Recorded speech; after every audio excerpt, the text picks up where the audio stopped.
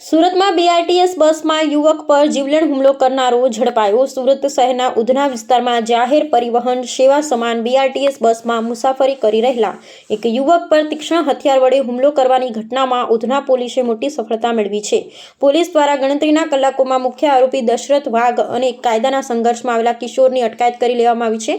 ઘટનાની મળતી માહિતી અનુસાર ભોગ બનનાર યુવક બીઆરટીએસ બસમાં મુસાફરી કરી રહ્યો હતો ત્યારે આરોપીઓ સાથે કોઈ બાબતે સામાન્ય બોલાચાલી થઈ હતી। આ સામાન્ય ઝઘડાએ ઉગ્ર સ્વરૂપ ધારણ કરતા આરોપીઓએ ઉશ્કેરાઈ યુવક પર તીક્ષ્ણ હથિયાર વડે હુમલો કરી દીધો હતો। ધોળા દિવસે જાહેર બસમાં થયેલા આ હુમલાથી મુસાફરોમાં પણ ભયનો માહોલ ફેલાયો હતો। ઉધના પોલીસ દ્વારા સીસીટીવી ફૂટેજ અને બાતમીદારોની મદદથી મુખ્ય આરોપી દશરથ શ્રીરામ વાઘને ઝડપી લેવામાં આવ્યો છે। પોલીસે તપાસમાં સામે આવ્યું છે કે દશરથ વાઘ એક રીઢો ગુનેગાર છે।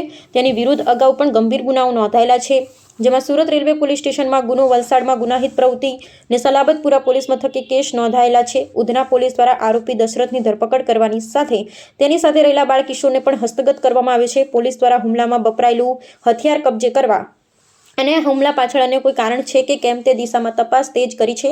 સુરતની શાંતિ ડહોળવાનો પ્રયાસ કરનારા તત્વો સામે પોલીસે કડક વલણ અપનાવ્યું, જે કારણે શહેરીજનોમાં આંશિક સંતોષ જોવા મળ્યો હતો। રિપોર્ટર સુનિલ ગાંજાવાલા, સુરત।